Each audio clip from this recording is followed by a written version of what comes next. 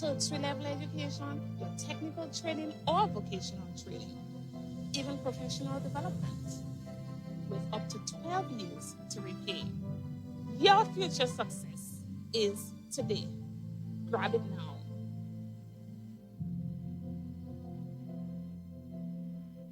An enchanting evening awaits you as the Spice Mass Corporation and the National Queen Show Committee present an evening of fashion.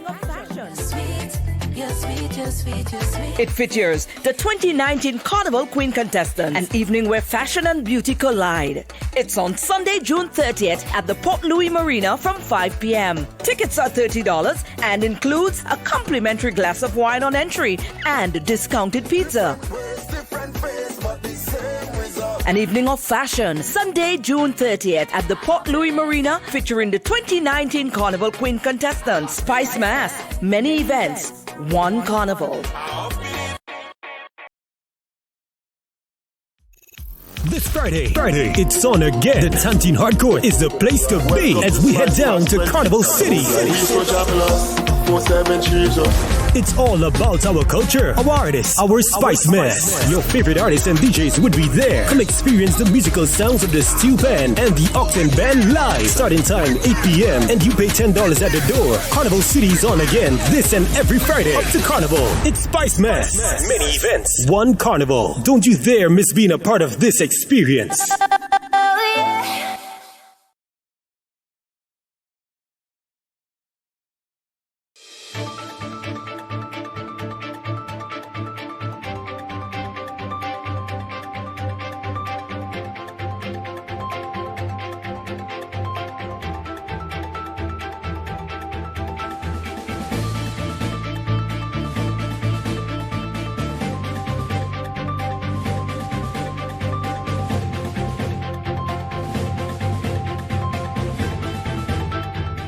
Grenada to develop national plan to mitigate against risk in its financial space. Details to this story and more in the National Report.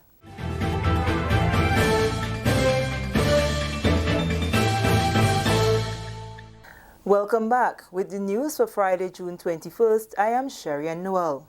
Grenada will seek to develop a national action plan to mitigate against the vulnerabilities discovered during its risk assessment process.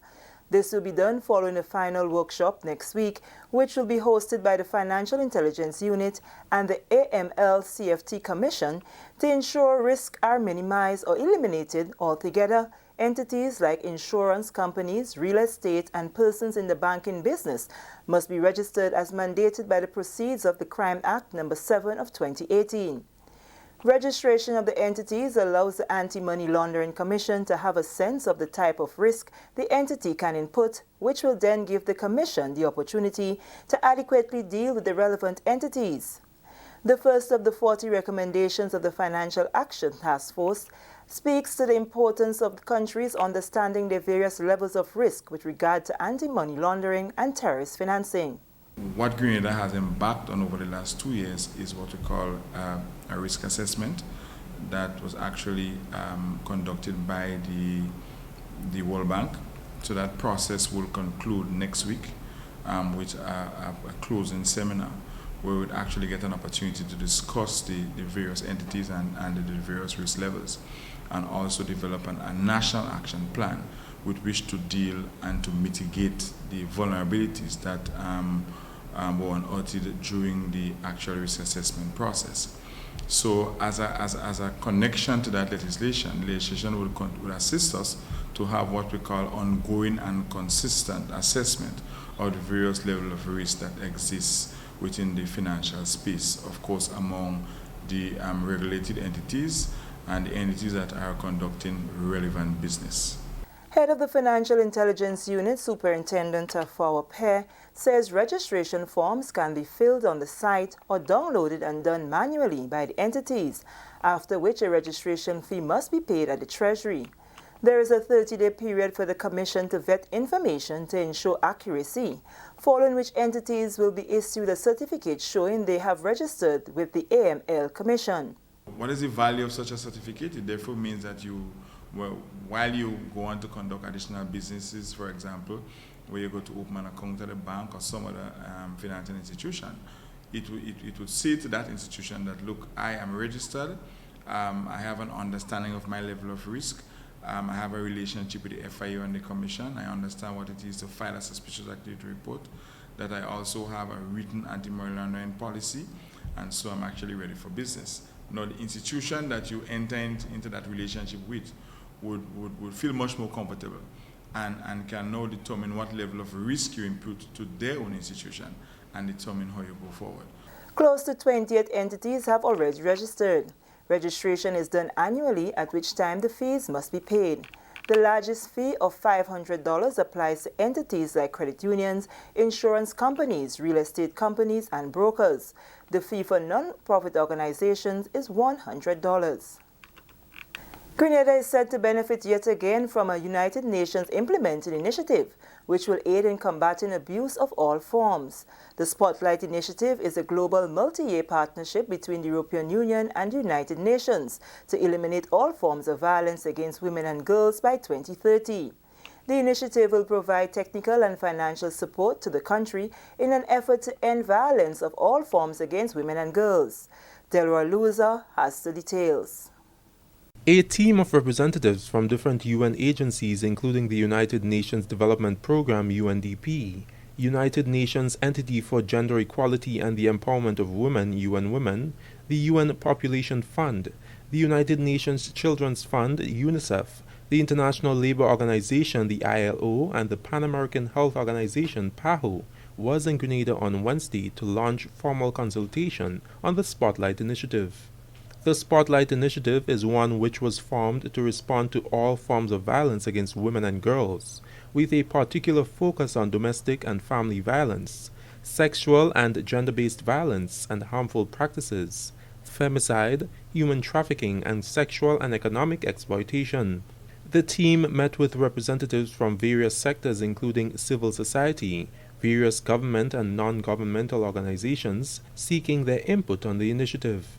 UN Resident Coordinator for the Eastern Caribbean and Barbados and Mission Leader Didier Trebuchet speaks to the implementation of such an initiative in the Grenadian context. We really aim to respond to the priorities and the gaps that the various persons would identify, both from government and civil society, and we really look at what would be the priorities in terms of strengthening the legislative and policy framework, which is already very strong. We've noted that Grenada has done a lot of progress in this area, so we are very pleased and we really want to capitalize on this.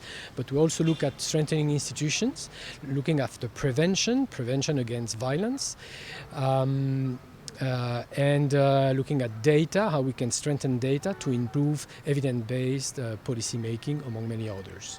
Coordinator of the National Committee for the Prevention of Child Sexual Abuse, Jacqueline Loris Pascal, is quite optimistic that this initiative will find results. What we need to be doing really is looking at how we can find solutions to this problem, this burgeoning problem, really, shall we say, of child sexual abuse. Now, as I said, it's not only going to do with child sexual abuse, but also abuse on adults, sexual abuse on adults, and of course, domestic violence, in particular, intimate partner violence. I like the way in which it is structured because we're going to be looking at not only a preventative modality, but we're also going to be looking at the structures, the legislation structures, how legislation is impacting on what we do. Grenada is, shall we say, up there in the region. I even surpassed a lot of the persons in the region in terms of the legislative reform. We have a gamut of them. How is that working for us? How can persons, what is the situation of access to justice? When we have access to justice, how is the criminal justice system working for us? So these are all the questions we're going to be asking and answering under that project. One of the key players in the implementation of the initiative is the Ministry of Social Development, Housing and Community Empowerment, and Acting Director for Social Development, Mrs. Creasy Worm-Charles, welcomes such a timely initiative. I think this is very, very important for Grenada. It augurs well for us. It is in line with the government's objective, 2019 to 2021, in terms of working insistently against ending child sexual abuse and abuse on a whole against women and children. So this is very, very important for our country is a stepping stone really in terms of bringing justice, to children who have been victims of abuse. And not just only that too, but technical assistance for our key stakeholders, increasing their capacity to respond in a better way in terms of ending child sexual abuse and even intimate partner violence and domestic abuse in all forms. Approximately 2.4 million euros will be expended in this initiative, which will be implemented over a 3-year period. For the National Report, I'm Delroy Lozan. This is the National Report. More news after the break. Every summer, the Spice Island of Grenada is transformed into the Caribbean's biggest party, Spice Man. Coming down to Grenada. Experience the warmth of our people, trending theme fats, the revelry, the pageantry, and why we are the Jab Nation. The Kids Our Future shines on August 3rd in the Children's Carnival Frolic and the Junior Calypso Show. 7 beauties take center stage as the Queen of Carnival is crowned on majestic Thursday, August 8th. The prestigious soca and groovy monarchs are crowned on Carnival Friday night, August 9th. Enjoy the pulsating rhythms of the steel pan at the Junior and the Senior Panorama on Carnival Saturday, August 10th, and Real Steel, August 17th. The March Gras crowns the Calypso Monarch on Carnival Sunday, August 11th. 2 days of frolicking in the Caribbean sun kicks off on Monday morning, August 12th, with the biggest juve in the world, followed by pageant and Monday night mass. The creativity and splendor of our mass parades on the road Carnival Tuesday, August 13th. Join us in the Jab Nation of Grenada, August 8th to 12th for Spice Mass 2019. Many events, one carnival.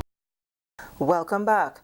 Prime Minister Dr. The Right Honourable Keith Mitchell left the state today to attend the state's funeral for former Prime Minister of Jamaica, the late Edward Seaga. Dr. Mitchell will be among persons delivering tributes when Mr. Seaga is laid to rest on Sunday, June 23, 2019.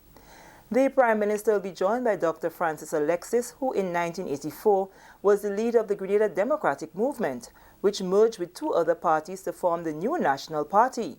The late Mr. Seaga, who was Prime Minister at the time, is recognized for sharing valuable insight and guidance, which was useful in NNP's formation. In the absence of Dr. Mitchell, Honourable Emmeline Pear has been appointed Acting Prime Minister. Honourable Pear will act in the position until Sunday night when Dr. Mitchell returns to the state.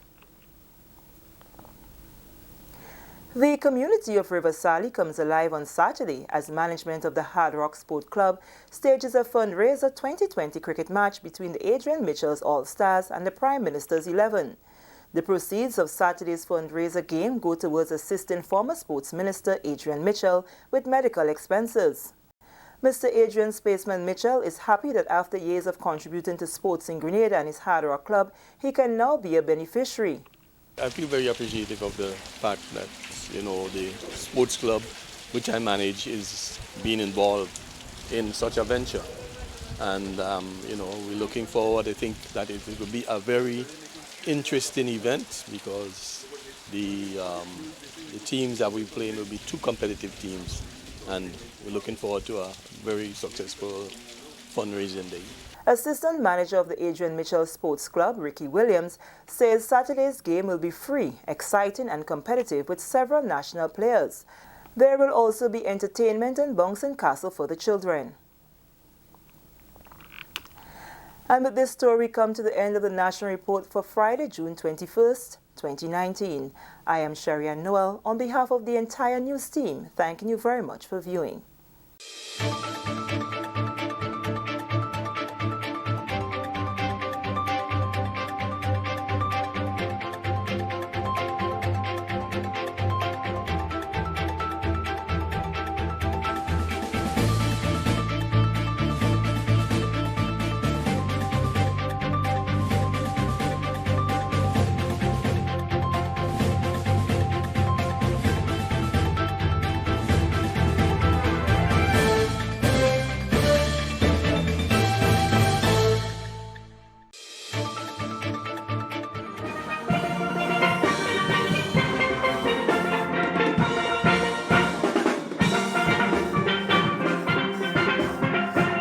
My name is Michaela Williams, winner of the Festival of the Arts Secondary School Solo Pan Competition.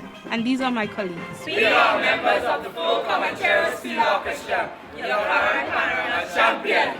Having won 3 of the last 4 Panorama competitions in Spice Mass. We are inviting you to Spice Mass 2019, especially junior and senior panorama, at the National Stadium on Saturday, 10th August 2019. Come and enjoy the experience, the excitement, and the skills of the players of the various steel orchestra. Suzuki Pan Wizards, Republic Bank Interlaps, New Dimension, Panacea, Melody Warriors, Rainbow City All-Stars, Grand Roy Pan Angels, Digital Florida All-Stars, and of course, Flow Comancheros.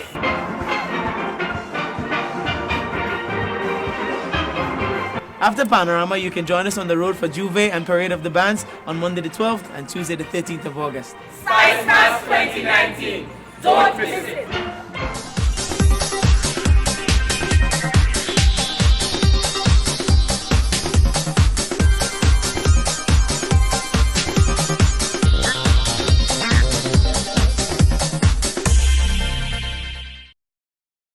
Short crop persons, the corn and the peas, planters and so, they basically, And then on Saturday night, there was the bingo, the NNP youth bingo in collaboration with WAGT. Yeah, and I saw some footage and so from that, was very successful. And on behalf of the youth arm of the new National Party, they asked for us to express their thanks to each and every one of you who came out in your numbers from all parts of the island to support the NNP Youth Bingo. It was a massive success. That's good. Yeah, massive success. And they'd like to thank each and every one of you.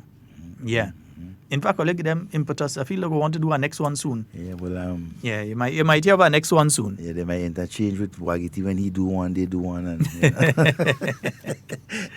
but yeah. But it's good. It's good to know that the support was there and everything like that. And for the young people, that would give them a lot of encouragement to not just organize bingo, but to continue organizing things to bring their peers together. Yeah, and we know pretty soon we're coming up on the 29th of June. That's going to be Saturday. Yes, Saturday. Yes, so Fisherman birthday celebrations will be taking place at various places. We know that in St. John. As a matter of fact, it was launched this weekend gone. Yeah, so for a fact in St. John, they're going to be having their Fisherman birthday activities taking place this Saturday. I know that Woburn, the fishermen up there in Woburn, usually have a little something. Those in town around by the fish market, they have a little something. One or two other locations, they have their own little things. The main one, the big one that you have is in Guelph. Yeah, you go to St. John, you go to Guelph, the fishing capital, and you get it there. I wonder if Petit Martinique has a fisherman's birthday, considering the importance of fishing to the economy of Petit Martinique. It is possible. Mama Jane, stop interfering with the flowers. Tell them people don't come up in Petit Martinique and go by the graveyard and interfere with flowers. Yeah. All right. Sheldon, a note. Something other than the flowers might follow them where they're going, right? Last year's celebration, Fisherman's birthday, they had a week of activities. Right, I don't know if they have the same this year.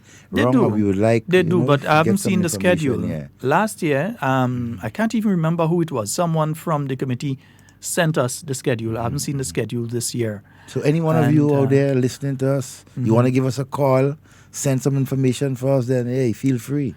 It's your time. Need to say this on Sister Isles. Good morning to you, Linton and Lisa Marie. It's Jack. I wonder if Jack is there. Jack. Mr. Fraser, good morning to you. Good morning to the staff out there at Sister Isle Radio. Now, they're having their yearly, they have an all-inclusive party every year. So, Devon, we're trying to see if we could make this one, right? They have an all-inclusive party. We're trying. We're not promising, Lisa. We're going to try. Nice? Yeah. So, it costs $70. And it's you eat and drink all night for that $70. So you pay $70 to enter, and after you pay that $70, eat as much food as you want, drink as much drinks as you want. Wow. Just $70 to enter. And they're keeping that at the Carriacou Health Services Hall. So everybody knows CHS Hall is in Carriacou. Right, yeah, like if you're heading down to the airport there. Nice, right. So you're going down by CHS. So if you're looking for tickets, you could check, Rena Mills. Everybody know Rena. Rena always has tickets and things. You could check Rena. You could check Hunter. Right, everybody know Hunter as well. You could check the Coconut Bar. You could check all members of staff of Sister Isle Radio. So you could go to Sister Isle Radio and get your ticket. $70, eat and drink all you want for the night. What time, music. What time it starts? 9:30. So it's starting at 9:30. I go in this since 9. It's called Fantasy. You want to start eating early? Exactly. No. I go in this since 9. Linton, all you don't let a man eat nothing until 9:30, yeah, Jed? And watch. You know what to do? I know how to hold him, you know. When it's just minutes to 9, put out all the meat. That's a wicked act. Put out all the meat, all the goat, all the chicken, all the turkey, all the ham, all the pork. Leave the fish behind. Put all of that. I'll bring all the fish on them about 10. Next thing you see me sit down on a table with a wide variety of meat around. You wonder what's going on, you know. You're watching it for somebody. I know what's going on. You're watching it for somebody. I know you eat it. They have DJ High Voltage and they'll have a live band as well. And they say just to impress. Yeah. It's an all-inclusive party, right? So you ain't going with a little piece of three-quarter jeans. That kind of thing. Ladies, you ain't going there with leggings and them kind of thing. Dress to impress. Yeah, dress to impress. So nice. Dress up nice and thing.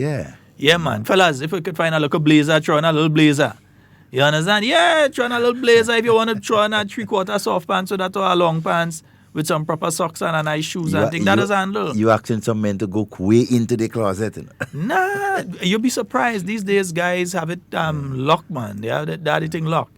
Yeah, so they have a lot of that. Mm-hmm. Yep, so hey, looking forward for the date again, Sheldon?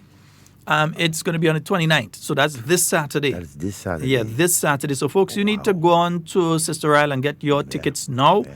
You need to find either Linton or Lisa or Hunter or Rena or pass by Coconut Bar and get your tickets now. $70, eat and drink all night. Wow. You know the China item because I tell you. Me and my partners pass across there. You might not have food for 12, you know. Good morning to Honorable Elvin Nimrod. Yes, man. How you doing, sir? Yeah. Let me get. I have a partner. Went in Trinidad to all you can eat. You know that these all you can eat places. In the States, they have them. I've been to a few in the States. Yeah. And you go to all you can eat in Trinidad. So he passed the first day, man. He leveled them. When he go back in the mall the next day and he go, when they see him coming, they move the chicken. They move the tray of chicken. He said, I'm not eating it to the prophet, man. Say something wrong with the chicken. They said, no, we just had to check something. Move the tray of chicken. Yeah, they move him. And he waiting, eh? True story, you know. And that chicken ain't coming out. True story, you know. Not joking. True story. The first day the man passed, he leveled them. The second day when they see him coming, they move the tray of chicken. Profit. No, but I've been to one of them in Texas. And what they try to do, they're kind of smart.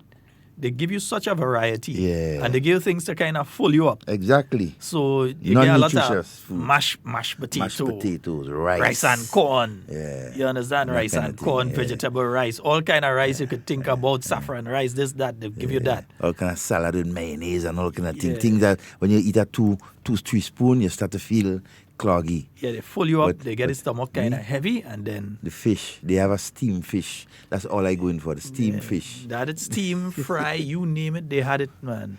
They had all type of ham, all kind of thing. You ain't like that, but all kind of ham, all kind of thing. I see meat. I see things like crabs, but so let me see you go be the first person to open all you can eat for X amount of money in Grenada. Yeah, in Grenada. Yeah, pay $25, eat all you can eat. Open a place like that now. We'll see what's going on. Reasonable, spacious and everything like that, and you see you have families out there, and what would be nice about it? Only local foods. Yeah. And folks, remember, as you say, local food, the Marquee Food Fest is coming up again. That's the Marquee Breakfast Village. It's coming up this time on July the 6th at the Marquee Hard Court, starting at 6 a.m. Breakfast and lunch with cultural entertainment. So that's going to be happening not this weekend, but the following weekend. So it's happening July the 6th at the Marquee Hard Court, starting at 6 a.m. So breakfast and lunch as well. So they have breakfast and then they have lunch. Yeah, it was wonderful month gone, the last month.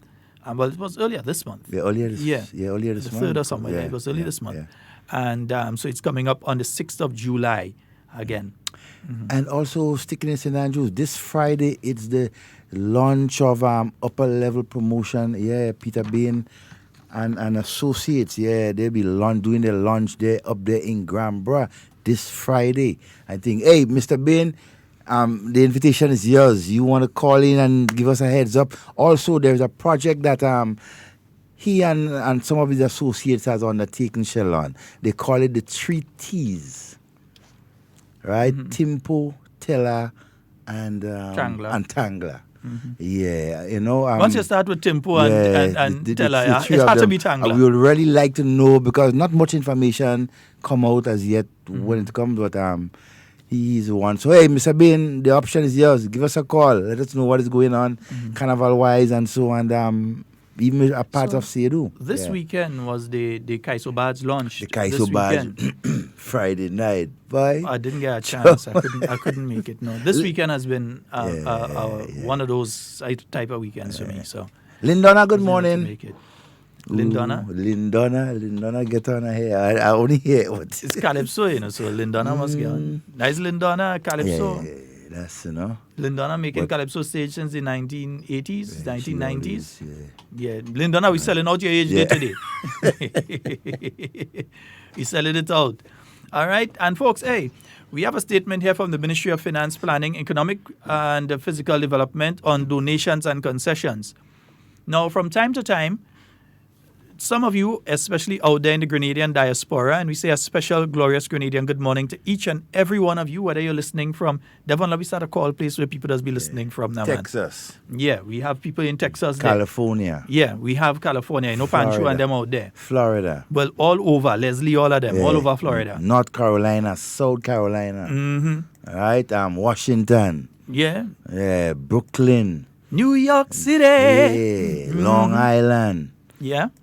Toronto, Montreal, Quebec. Mm-hmm. And that's North America. Yeah. Let me go outside. Okay, Aruba. Mm-hmm. Yeah, definitely. The Bahamas, Antigua, St. Vincent and the Grenadines, Trinidad and Tobago.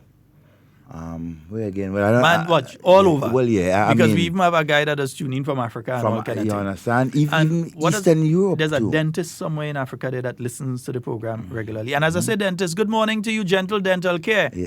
Yeah. Folks, they say right now they have to put a screen over to the back and to the front at the Bruce Street Mall, because when people come out at Gentle Dental Care and they smile, they're blinding them tourists and locals alike. Wow. They say a fella coming out the tunnel the other day. And they put for see teeth clean when he come out from Gentle Dental Care, the fella was talking to somebody and the angle the sun hit his teeth. It blinds somebody coming out of the tunnel and then nearly bonks somebody down. Traffic, Lord have mercy. So I don't know what's going on by Gentle Dental Care. They boy, they're blinding people. They had to put a black screen on both sides. I feel Dr. Julie Dubois have a contract with Grenadian Optical, because when she clean your teeth, so she blinding people. You had to go and get glasses after. Get glasses, so it's a 2-in-1 then. Yeah. Wow. I feel Gentle Dental Care somehow working with in cahoots with Grenadian Optical. Yeah. Blinding you. So good morning to the staff out there, Gentle. We know all you're listening. We ain't had a guess. We know all you're listening. So good morning. All right. Yeah, so we're saying that we have a lot of people outside in the Grenadian diaspora. And due to this, many of you who are listening now, I know, because sometimes you all contact me in relation to it. Sometimes you do it on your own. You send stuff back to Grenada for the benefit of your fellow Grenadians, yeah? You see this as an opportunity.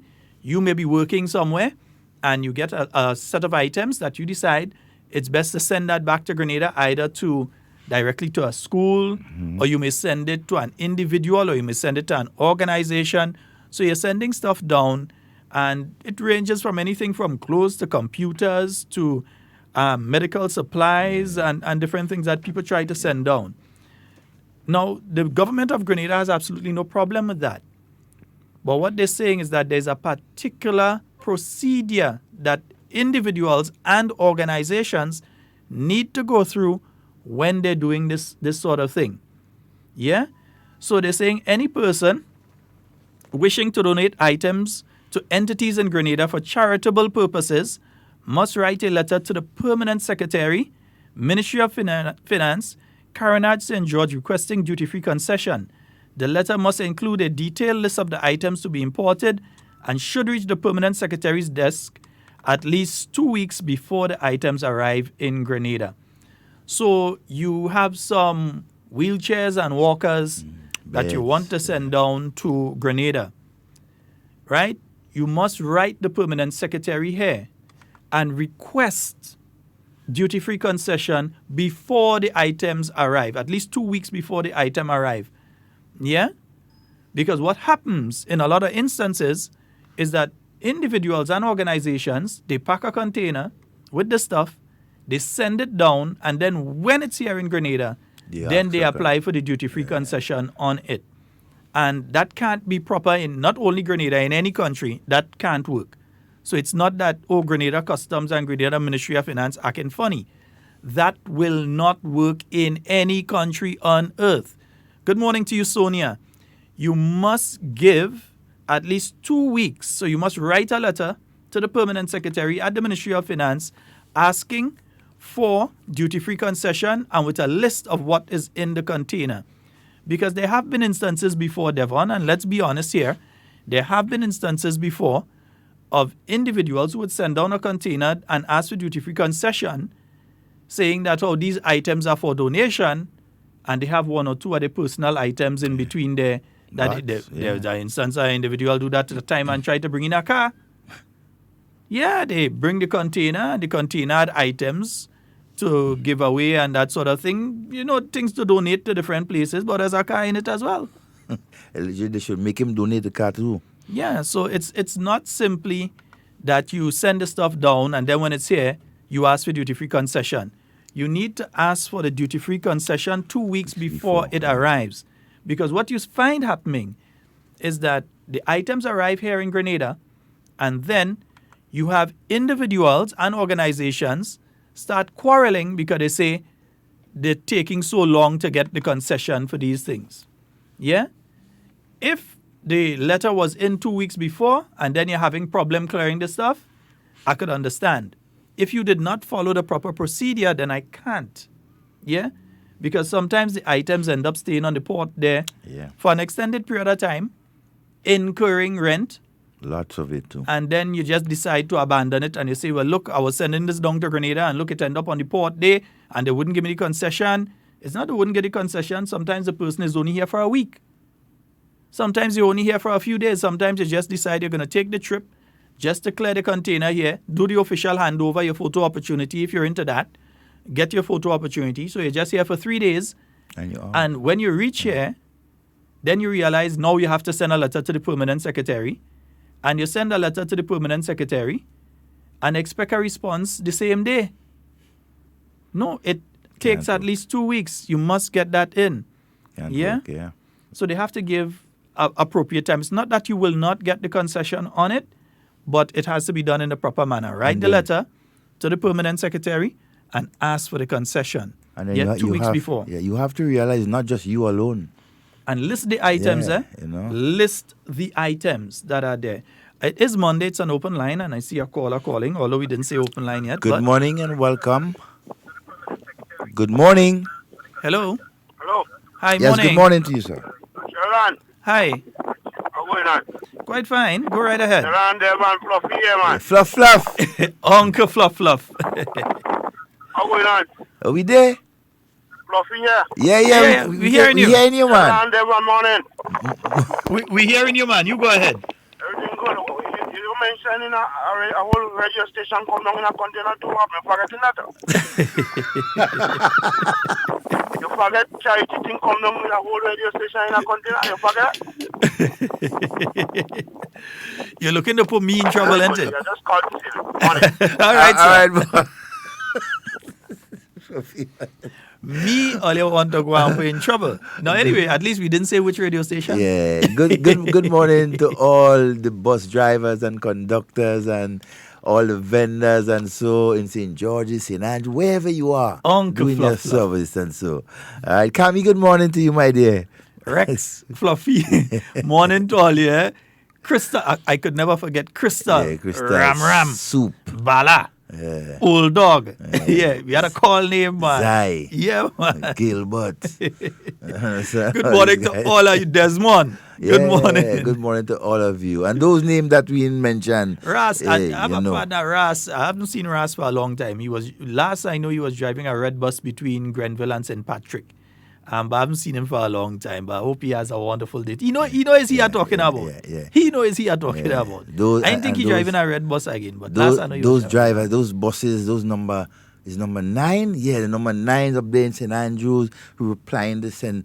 Patrick's and Andrews route and within St. Andrews. Good morning to all of you who listening to us. Lots of you locked on. Hey, and good morning to Miss Samuel up there in Portree. Good morning to you, my dear, and hope you having a wonderful day. Florence. Good morning to Florence. Hey, I'm a workmate. I'm careful. I'm a workmate. When I first started working in the government service, this is one of the ladies that guided me. When I first started working with government, way back when. She was one of the first ladies because her cubicle was near to where I was. So she was one of the persons that guided me. So morning. Yeah. And good morning to all of you who have just joined us on the live. Yeah, we hope you're having a wonderful day. Good morning and welcome. Good morning, Devon. Good morning, Sheldon. Morning, sir. Grenada, Carriacou, Petit Matlik, morning. Sheldon, on the matter that you're speaking of presently, concession and so forth. You and I had a conversation a couple months back. And I'm only calling now because I want to know if there was anything you have presently in the question which I'd asked you at the time. Whereas, how can we get the stuff that we had our organization had to send down, and we couldn't figure out for the hell of it, because I never did it before, and the people who I thought knew, gave me some information that was, not correct. Anyway, long story short. In the instance which happened in our situation, we were fortunate to get equivalent of nearly just about $250,000 of school furniture and supplies. Fairly new. Yeah. Because what happened, it was a school. School was the people got the school, they got the grant, they furnished the school. Something happened with certification, it didn't fall through. Anyway, we got the stuff. The stuff, when we got the stuff, it was already packed up. Boxed up. The only thing, everything was teacher supplies. Pencils, pens, erasers, everything. Yeah. Already boxed up. Now, the block we kept getting is we have to itemize the list. Send them an itemized list. My question was to them is, how on God's green earth we going to have the time or find the time? Everyone in the organization has a job. When we going to find the time to sit down and itemize all those stuff, to create that list, to send down in order to get that thing. Now, upon getting the call for the goods, we called around a few places. Nobody could have handled the volume. As like a moving. So Whiskey was the only one had the capability, had the truck. Whiskey has one of the massive trucks, and he had to make 2 trips to bring all the stuff in. So now the stuff is sitting in his place. Right, so there's urgency to get it out. We could have sent it down. But we keep getting this thing. I made calls. I called people. I spend money calling, being on hold, and that's another thing. And I'm going to address it today. It is not right when you call some department in Grenada seeking information. You're seeking favors or friendship. You're seeking information to do business. You're telling them that you're calling from the United States or you're calling from England. They put you on hold and they never come back to the phone. So then you have to hang up and call back. That's not good. All right? And upon getting all that run around, we keep getting, well, just send us an itemized list. Write a letter to the permanent secretary, itemized. Okay, but you try to seek out now, how do we get around the fact that the stuff is already boxed up? No, we have to go bust open the boxes to sit down, and we kept on, we had the stuff for months. Unable to send it down, and then we had to get the Prime Minister involved, see how we could get things, help to get this thing done. So the where money is it? was there to ship it. We had the stuff. Then we had to start paying storage. Whoa. We had to start because we still get fed up now, all the weeks it's sitting there. And I keep telling them this thing is sitting in the man's place and you need your storage space because you have goods coming in every day. But truckloads, van loads of barrels and stuff coming in every day. So you need that space. So let me ask, where is the stuff now? Where is it now? It got to Grenada. Okay. And only because someone on our behalf reached out to the Prime Minister and he did whatever. I mean, he got upset because it was only then, and I'm not going to call no name, the few people who I reached out to, who I was told these are the people I reached out to, it was only then they started responding to me. I said, no, official text, official email, everything. The name of the organization, the president's name, my name as vice president, who people are involved, what we are about, and everything. Send them a whole letter ahead of everything. Nobody responded. Not one day someone responded until the Prime Minister got involved. And then all of a sudden, that very evening, my phone started blowing up. Started blowing up. All right? Well, I think it's a good thing. The items are here. But I also understand from your perspective, because I know it goes, especially some people don't understand, but I know how it goes when you're working out there. It's not like you could take a day off and say you're going and do that. You mightn't be able to come back to a job. There's no way. Yeah? So I understand. Then we would have to hire a team of people to have them sit there, and it would have taken them days to go through all the boxes because when the people pack them up, it took them days to pack it up.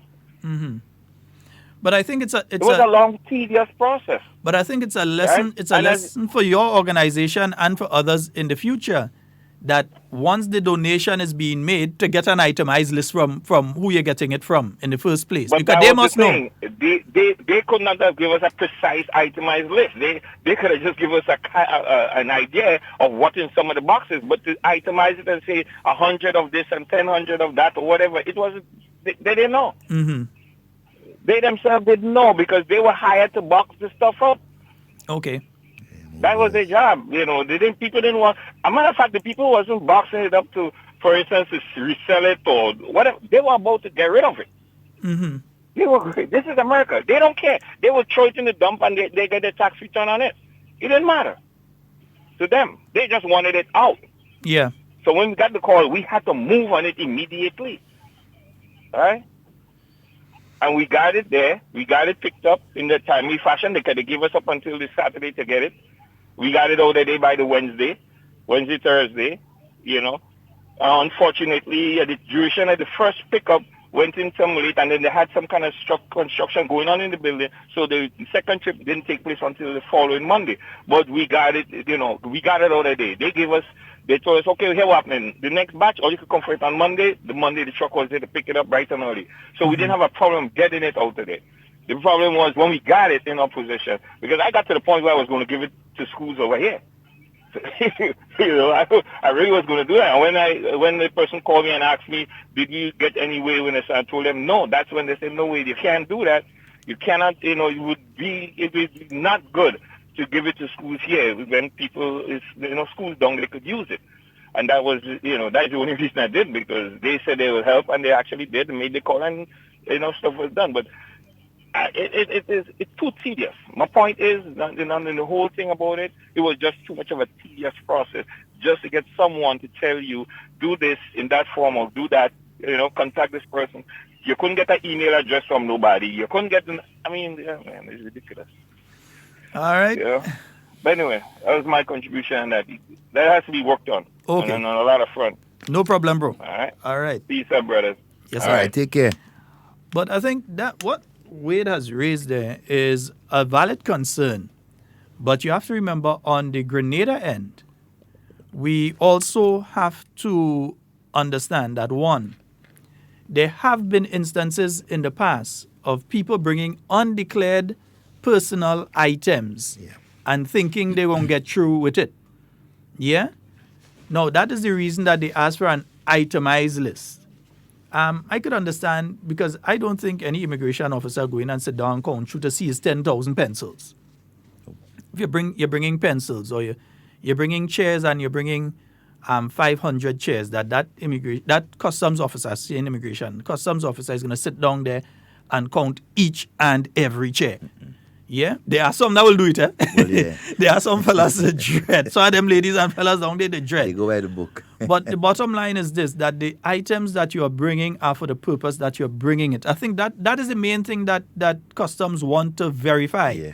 That the items you're bringing are for the purpose that you're bringing it.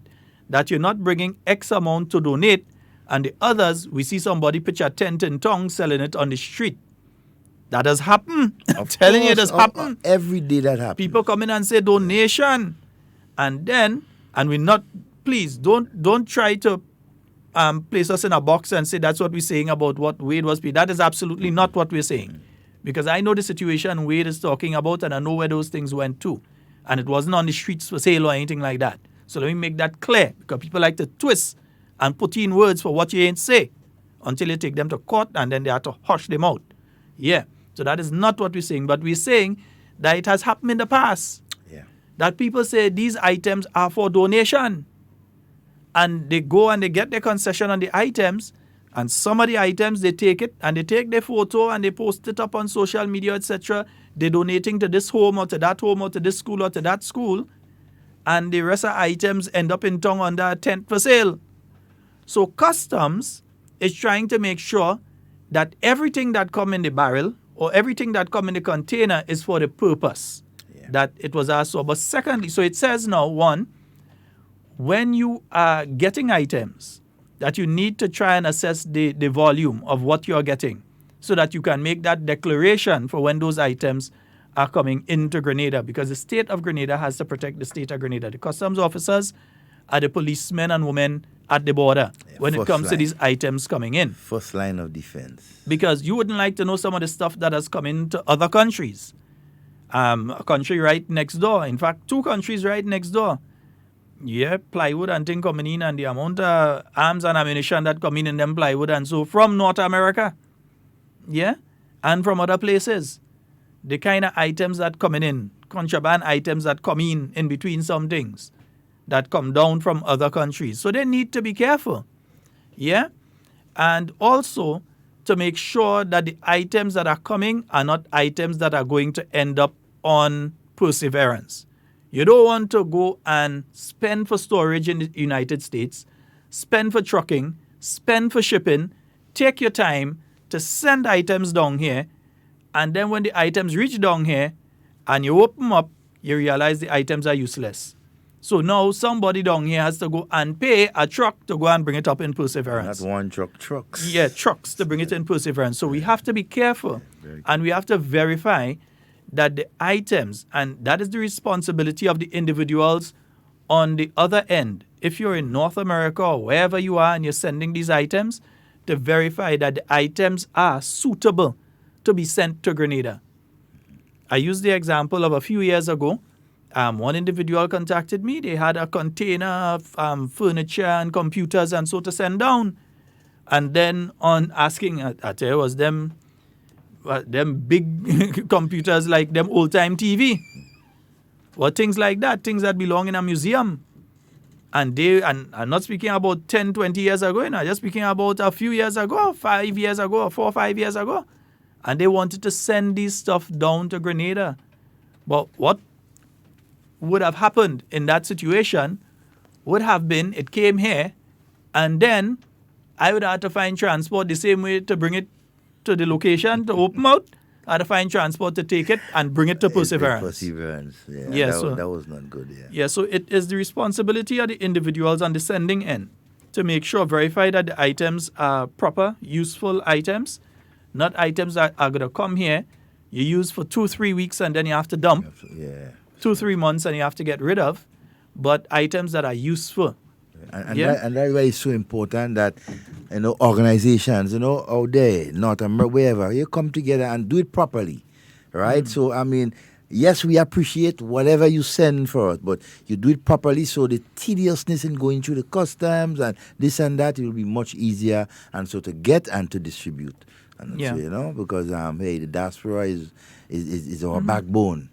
as Yeah, the so people we depend. Just you know? remember to send that letter down early. Get the letter on this end. 2-3 weeks before. Yeah, especially if you know that you're coming down and you're going to be doing a handing over. And Exactly. so you don't want to be in Grenada and have to change your ticket, or you don't want to be in Grenada and the items are not okayed for the concession yet, and you have to wait a few days. And you have to leave. Yeah, next thing you have to hand over on your way to the airport. You hand over and just rush to the airport.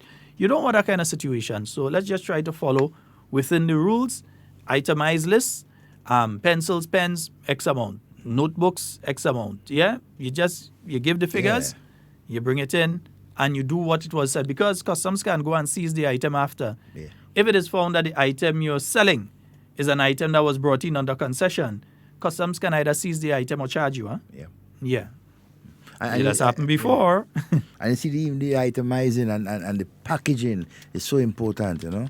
And so, because as Wade said, yes, it's a lot of items, but if it was packed, you know, in specific ways and everything like that. In their case, it's a special case. You don't expect them to go and write down, we get 10,000 pencils. Yes, and it was a rush. You know how they get it, they had to take it. Yeah. Couldn't leave it and send it down here because we have a lot of use for it. Yeah. And so, you know.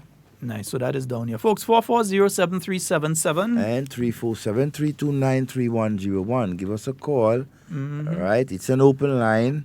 All right. Share is the carnival season is it's open. It's fast. I mean, Friday gone, you had the Carriacou bars. I heard it had Carnival over City as well, too. Yeah, Carnival City on Friday. He had over 20-something artists up there at the Luke Cinema. Carriacou. My name called? Include, well, I ain't sure.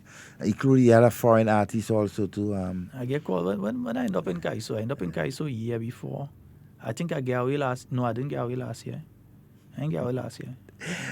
I'll get away, man. Morning, super. Yeah, good morning, Sheldon. Good morning, Devon. Good morning to you, my friend. How's everything? Good. Yeah, but Sheldon, I want to focus this morning on overseas cricketers. But Sheldon, why you want to put me in a bad mood? Hold on. Why you want to put me in a bad mood? I'm good, I'm happy, I'm enjoying my day. You come to talk about West Indies cricket? Okay, what, Judge? It's an open line. Go right ahead. Yeah. You had West Indies playing New Zealand what they told. West Indies way in front of you on the radar. They had us to lead. Right? Whoop, everybody come there. They want to hit 4 than the hit. I say West Indies cricketers, they are very ill-disciplined. They have a negative attitude towards playing the game of cricket. I can understand. 6 balls in an over. You want to hit 1 ball for 6 and 1 ball for 4. All the rest of the ball you don't get it. You make no runs from it. But look, what if any came come and lose a match by 6 runs there? 6 runs there. Right?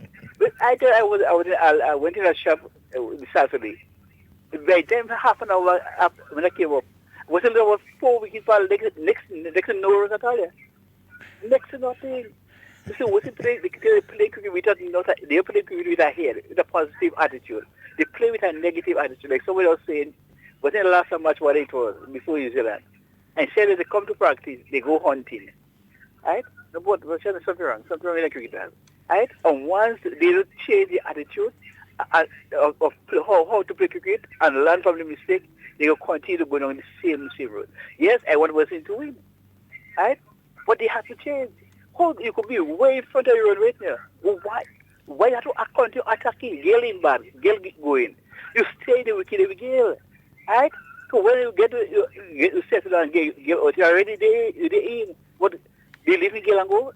Shortly after they go, Gale going. No, something wrong with the cricket. Right? Something wrong with it. Right? So when I say that, but you all want to play, God bless you. In a good mood. Good mood. The man going to talk about change your attitude, all kind of thing. In a good mood, you know. West Indies. And a good mood. I had to play a gospel together.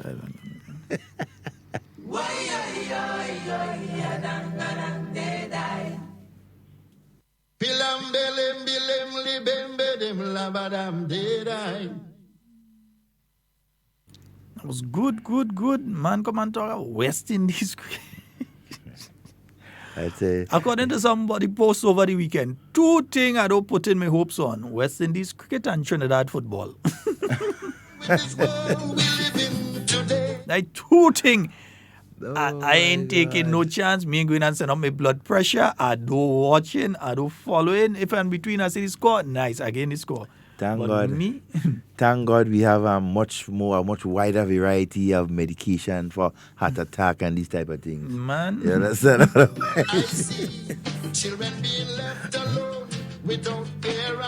Yes, indeed. 4407377 and 347-329-3101. Yeah, we also have a release, Devon, from the Inland Revenue Department in relation to motor rental businesses. Because some individuals, you see the thing with us in Grenada, and if you check our history, we are people that like to start our own small businesses. I'll get into that a little more. Good morning.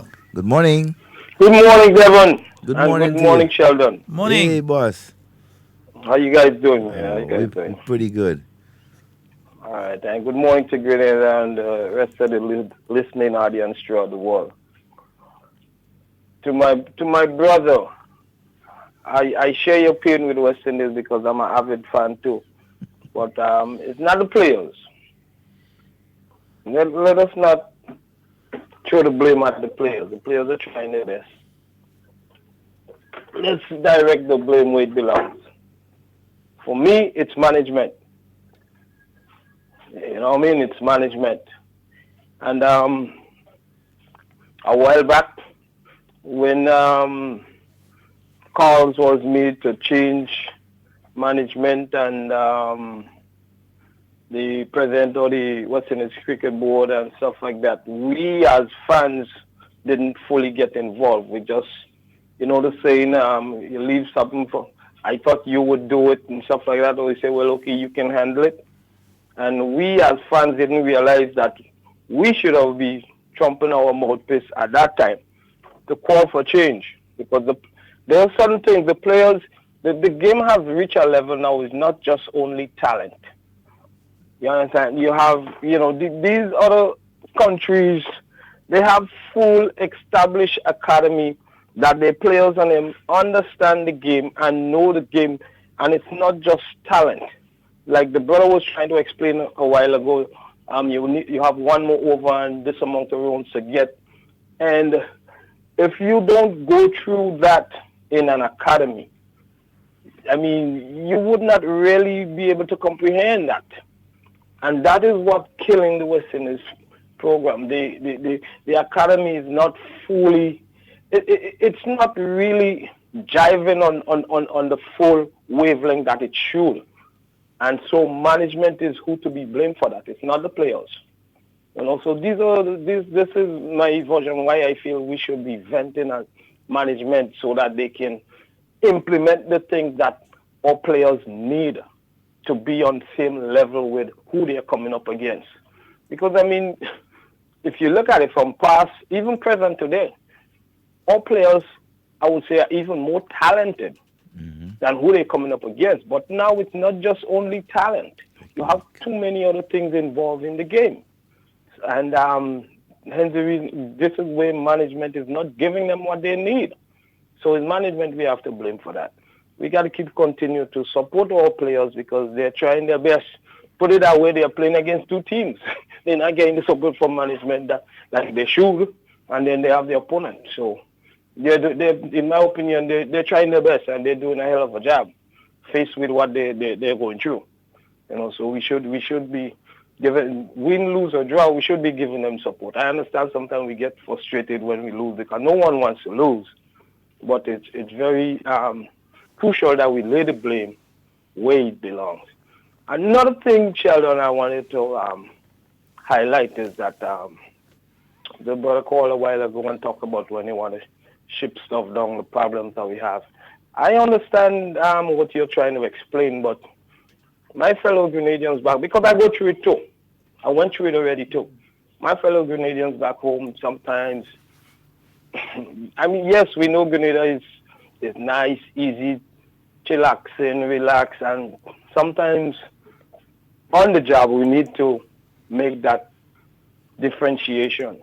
Okay, I'm working now and I need to, you know, get my business side of me up. Too many a times you step in the office and sometimes people get offended simply because it's like they have to do some work now. And like he was saying a while ago, you would call and they would not come back. And even though you let them know that you're calling from abroad, they take their jolly well time. I mean, and sometimes you are doing that on your little half an hour or 45 minutes break. You know, because you love the country and you're trying to do things within your time because you have your family to take care of too. Only to realize that they are not working along with you. So it's not giving you the encouragement. You know, it's not giving you the encouragement to do what you really want to do to help the country. So the sentiment must be echoed that the people who are in position back home, who's dealing with people abroad, need to understand that time is of the essence. And when they take a phone call, it's very crucial and it's very important that you try to return that call back immediately or find the person who can give answers. Some of them, they just tell you hold on or they pass it on and nobody else come on the phone and then you have to hang up and call again. And when you call, they answer no one. The only thing they would not say to you is, well, I just answer you. But the way they answer, you know straight up they're upset. But you're trying to get something done and you have to call home many times to get, to get information from them. And that should not be. And it must be, it must reach to them that the way they operate sometimes, it has to stop. It's not good for business.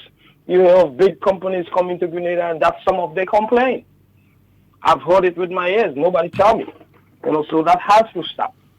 You're there to work on behalf of the country, and when you're working, you must understand it's not time to just sit behind your desk and, it's like you're running from doing what you're supposed to do. That must not be. Thank you guys very much, man. All right, my friend. You take care. And Devon, Wade raised that issue, and it was one we neglected to address because let's all face it, it is a problem. It is a problem within both the public and private sector. This morning, I've been calling a particular institution who I will remain nameless. I called. The first time, they put me through to the department I asked for. Phone rang out. Second time, I got through. A person basically is whispering on the other end. I don't know if they're trying to have a secret talk, but they're whispering. You could barely hear them on the other end. Then when I asked them to put me through to who I wanted to get through to, again, put you through, no response. It just rings out. And I know that where I call, the person could see if the person is at their desk or not. Yep. Yeah? To send the call through. They wouldn't just send through a call to somebody that they know isn't there. They can check and see if the person is there. But you have that happening and I'm speaking here about the private sector, not even the public sector. It happens a lot in the private sector. There are certain companies that I will give kudos that when you call them, you get a response in a short space of time. They know how to answer the phone properly, that sort of thing. These seem to be people who do training with their staff in relation to how to interact with the general public. There are some, again, who seem as though they could care less. You call, you don't call, they could care less. They don't care if you're calling from China and it's nighttime there, or if you're calling from next door to them. They just don't care. How they answer the phone, some of them answer the phone as though they're doing you a favor. It's your job as a receptionist to receive and to pass on calls or messages and so on. That's your job description. And some people do like they're doing you a favor. When you call into their department or their business. And if nobody is calling, they don't have a job, Yeah. Because lo and behold, understand that we're in the year 2019 and we don't need receptionists. Exactly. You can do like some of the banks have done and go automated. That when you call, it says for this department, dial 1, that department, dial 2, this department, dial 3. And then when you dial there, it says if you want this person, dial that person, dial that person, dial that. Yeah, or if you're trying to find out this or that, dial that. Exactly. I must commend, though, a lady a few weeks ago, she answered, and I neglected to do that on the program, the 434 number for the ambulance. I'd call the ambulance, and I gave the directions, and the lady stayed on the phone. She got all the information and so. But another thing we have to be careful with is that when we call, certain numbers with the expectation of certain behaviors. Because sometimes you know that happens, eh? Yeah. Sometimes you call certain numbers. We set ourselves up with the expectation of certain behavior. To get a rough response. Or... So you start off with the negative. You start off with the rough, and then the receptionist there gives you back. Yeah? Because they're human beings, eh? They're human beings too. So we can't call and expect to, like for instance, I don't know how some of the receptionists, some of the banks that still have receptionists and so, and credit unions and some of the businesses, I don't know how they, insurance companies, I don't know how they deal with some of the people that call in, because the people calling in aggravated. They vex. And they're ready to cuss up and not understanding that the little receptionist that you're calling is not she. No. She only was to try to help you or guide you along, to get your problem solved. Yeah, it's not them. But we're taking it out on them. Yeah. I've not had the experience of calling Flo, so I can't talk for Flo. Yeah, I don't really call these service providers. Yeah, and them I can't. Maybe other people can tell me about yeah. what happens with Flo or Digicel or so on. I don't call. I know Digicel does a lot of training with their people, and they're supposed to be spot on. But it's unfair now for an individual who's making that long distance call to call in, because these businesses are not like HARDTALK. They don't have an overseas number for them to call, and it's like a local call. Mm-hmm. They're now making a long distance call to call home in Grenada to sort out something. So number one, they're spending money to do this. They have a limited amount of time, because time is money. They have a limited amount of time. And as the last caller said, it might be during the lunch break or during the tea break that it takes some time to make that call to try and sort out this thing. And especially if they're in a different time zone. What if the person is in the UK? Mm-hmm. So they're in a specific time zone, so they need to find out something here so they can do their business over there to get it here in time. They need to be able to deal with their businesses. And I've found it. One of the things I did before is that we had a rule when I was within the ministry. We had a rule that the phone is not supposed to ring more than twice. Twice, that's what it's supposed to be. One ring, two ring, by the third ring you're supposed to pick it up. Yeah. And you're supposed to answer. And the phone is not supposed to be unmanned. Yeah? So, because, believe me, government could institute the system and there's no need for receptionists, They could institute the electronic system. There's nothing to do that. You institute an electronic system, you have it for the next 20 years. And there's one money you don't pay for it. A lot of persons out of job. Yeah, you put in a PBX with an electronic thing, a robotic thing just answering people. But some businesses find it's better to have a human being answering the phone. More efficient. And being able to transfer and that aspect of it. Human but touch, some of the people making some businesses and some entities think that it's better to go robotic. Go into that. It is.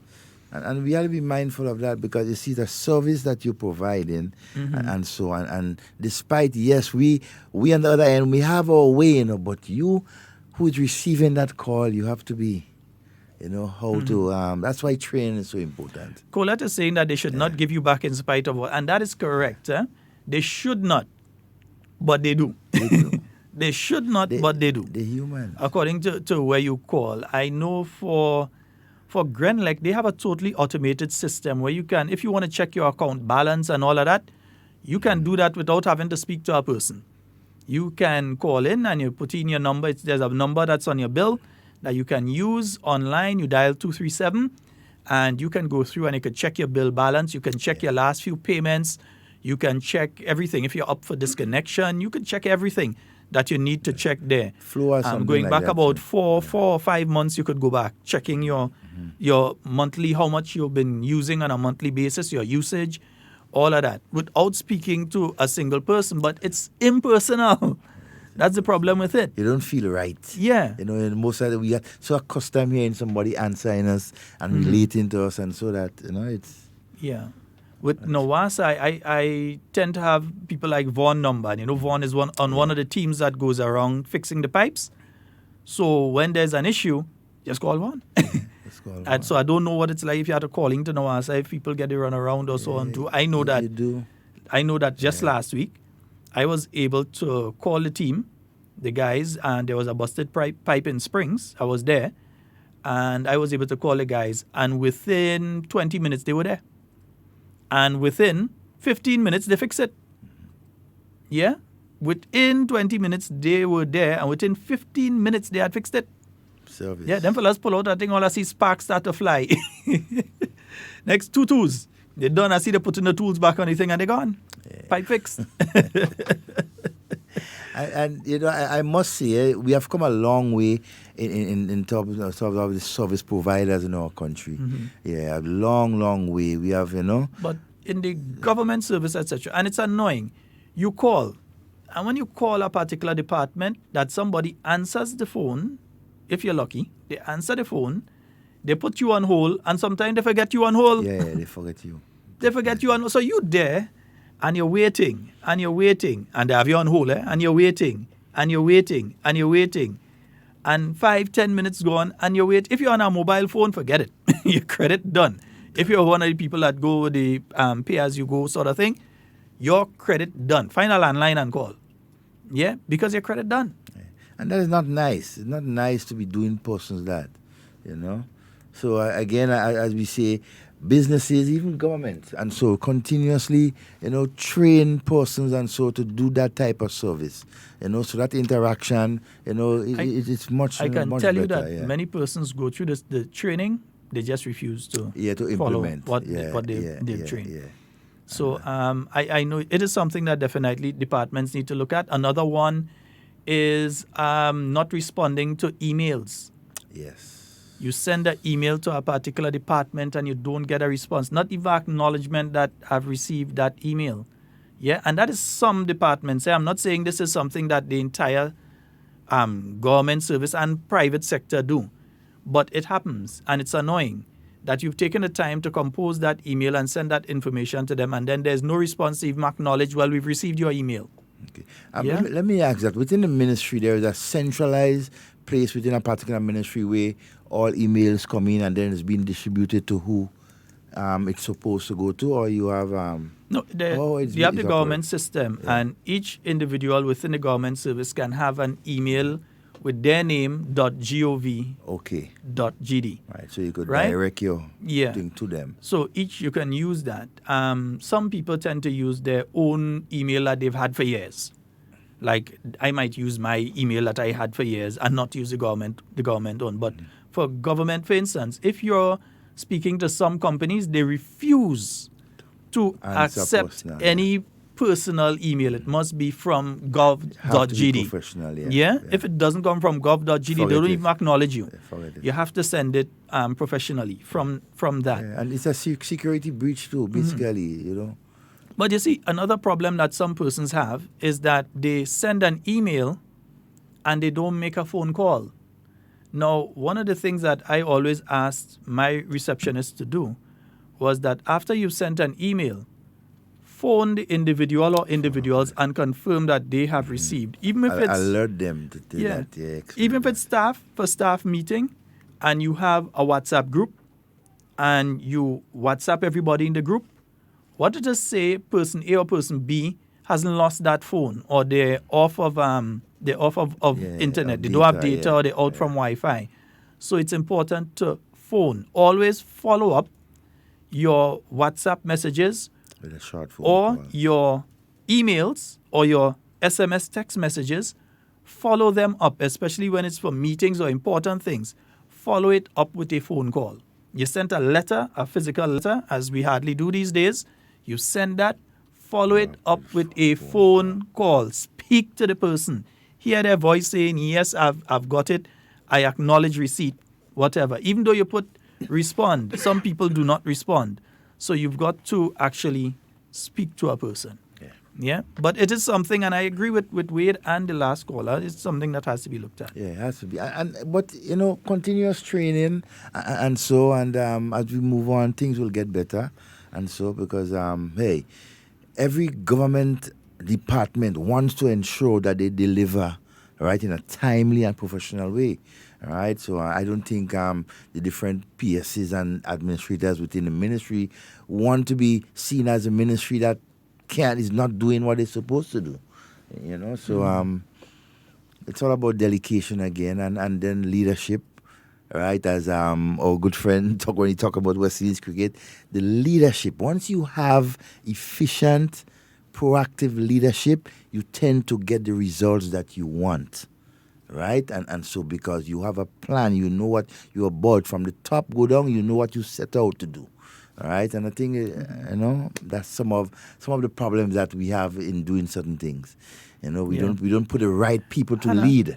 Hannah is making a point. She says, sometimes somebody sends an email to you and it ends up in junk mail. A lot of time I looking for an email for a person and they say they sent it and I didn't see that and then only to realize it because I have strict filters and it's in my junk mail.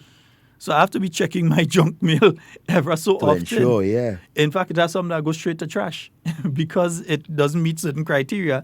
It might go straight to trash. So I have to continually checking all the time. And Hannah, you're right.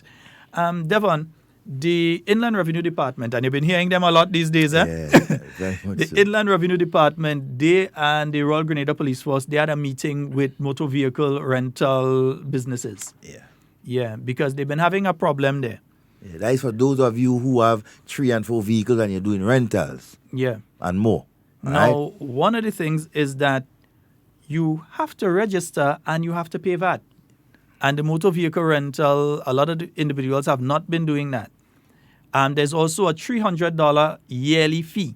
$300 that you pay yearly to be able to rent. Yeah, you're not just supposed to have a vehicle and rent like that, It has to be a registered business. You ought to be paying VAT. There's non-compliance by a lot of individuals with this. They ain't paying VAT. They just collect money from somebody and that is it. They have no thing signed up at IRD to be paying their VAT and so on. So the Inland Revenue called them in and let persons know what are the procedures, what you need to do, what you have to do, and what you're obligated to do under the laws of Grenada. They also mentioned some of the problems they say they've been having here. Renting to underage people. Right? And non-holders of driver's license. Well, obviously, an underage person can't be the holder of a driver's license. So, but there are vehicle operators who have been renting to underage persons and non-holders of driver's license. And in some cases, renting vehicles that are not up to standard. In other words, renting vehicles with defective lights, renting defective tires, or generally problematic vehicles that have some sort of problem that can cause a person to get into problems, right? And they say things to consider. A copy of the vehicle insurance must be in the vehicle at all times. All times. Yeah? Must be in the vehicle at all times. And then, correct me if I'm wrong, Nazi B, isn't people who are renting vehicles, isn't there supposed to be a specific type of insurance for people who are renting vehicles? Yeah. What do they call that one?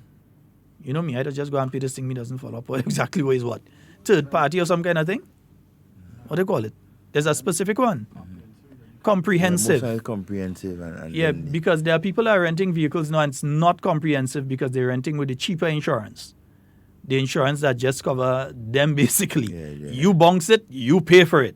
That's how a lot of people are doing their rental businesses right now.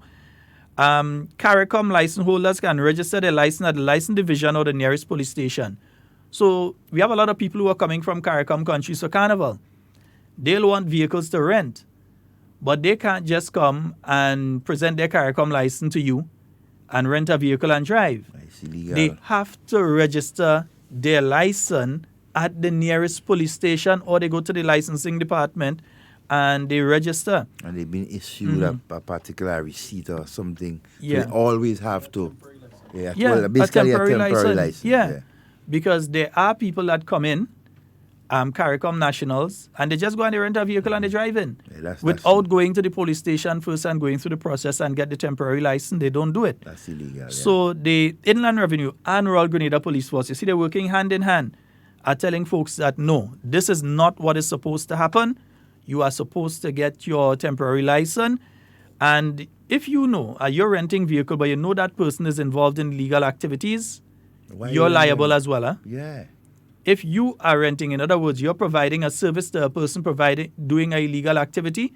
For instance, you know a man going and collect weed, and you rent a vehicle for a man to go and collect weed and drop off because conspiring with a man. Because he go give you a little two roll on. Yeah, you understand? You understand? He going and get a little piece there. Yeah. A little extra 5-10p. Don't think that you're getting away because and your vehicle could be confiscated, eh? Yep. I mean, seized and everything like yeah. that. Because a lot of people, what some of the guys who may be involved in that sort of illegal activity do, they want to use their car to go and collect that, so they rent a van from you. Yeah, and they pay a little extra. So if it is known to you, I mean, you mightn't know. Somebody rent a vehicle, let's say the vehicle down, they want to rent a vehicle, we could understand that. But if you know, or it can be proven that you knew that that person was going to use that vehicle for an illegal activity, you will be held liable. Yeah? So it's not just thinking that you know. You have to prove that the person knows. Denise is asking if she can use a AAA international driver's permit. You can. You just have to go into the nearest police station. And let them know. They'll let you know. You go into the police station. Now there's a few instances, like for instance, when you come with your American license, I think they issue temporary over a period of time. Yeah. And then once if you spend more than I think between 3 to 6 months, then they ask you to take out a license here. The actual license here, Yeah, right? license. That's what I wanted to get clear as well. Yeah. So just for those of you that coming in, because we know some of you haven't been home for a while. And we ain't using the booker again. We are thing like card and like bank card and thing. Some people still think we're using the booker. You remember the book, Devon? Yeah, that book like a photo he said. I tell you, we've come a long way. What? Yeah, boy, that driver's license was a book. Yeah, exactly. And exactly. and them times too. Well, he had very less vehicles, and so it was more easy to to manage that system. No, you can't manage this system. And Leslie is making a point. Once anyone have a valid driver's license from anywhere in the world and come to the USA, he or she don't need to go to any police station. Well, that's the USA. But here in Grenada, once you come, you must go to the police station. Yeah. We ain't taking no chance. Yeah. You want to be sure. You must go to the police station. Because so but much for the US, bogus, I wouldn't doubt what Leslie is saying for the US, because I was there at a time. I know it had some folks. They wanted to go and drive, and they rented a vehicle and they were able to drive, and so with their European once it's a valid license. Once it's valid, I don't think it would be an issue. Yeah. Yes, indeed. Yeah, so Leslie, you're not wrong there. But here in Grenada, you need to bring it into the nearest police station first. We want to be sure. Yeah. Folks, 44073, I think I missed a couple calls there. 4407377, but I thought it's important because what they're saying here, the Grenada Tourism Authority was also at that meeting, their Quality Assurance Department. Yeah. And they said that as of now, they only have 24 rental operators registered. Wow, and there's much. We know it have a lot more than that. Good morning and welcome. Good morning. Good morning, gentlemen. Good morning, my friend. Oh my! I trust you all are having a very good day. Oh, a wonderful one too. Now, Mr. Scott and Mr. Romain, it's important that I'm going to divert from what you are talking a bit, because it's important that recently in the funeral that the Prime Minister went to, it's important that we know. I just want to, talk about how he was being received here. Now, listen to this, gentlemen. Just imagine, in a former Jamaican Prime Minister funeral, the late, I think it was Siaga. Yeah. Right. A couple of days ago, when the Prime Minister of Grenada arrived, the Jamaican broadcaster said, "Here comes the man of the moment." Listen to this. In a former Jamaica Prime Minister funeral, a Jamaican broadcaster said, when Dr. Mitchell arrived, "Here comes the man of the moment." That's the kind of respect Dr. Mitchell gets in the region and in the international community. You brothers, listen to this, In a former Prime Minister funeral, his presence was greeted with, "Here comes the man of the moment." You know, sometimes for politics in Grenada here, we say a lot of things. But one thing the world and the most reputable institutions throughout the world have all said is that Grenada is in a much better place today, both economically and financially. And Grenada is a well-respected country. And the leader is also respected throughout this world. Why? Because when we speak, the rest of the world listen. Why? Because our experience and our progress is one that is both practical and one that have materialized. Give me one more minute here, my brothers. Now, Mr. Scott, I'm not a hypocrite, because I realize based on my experience, it's better to be good than to be bad. And it's better to be honest and truthful than to be hypocrite. Now, I have been quite delinquent in terms of my participation in the Northwest constituency. You understand? When it comes to our activity and events, and I am even logging behind in terms of my contribution.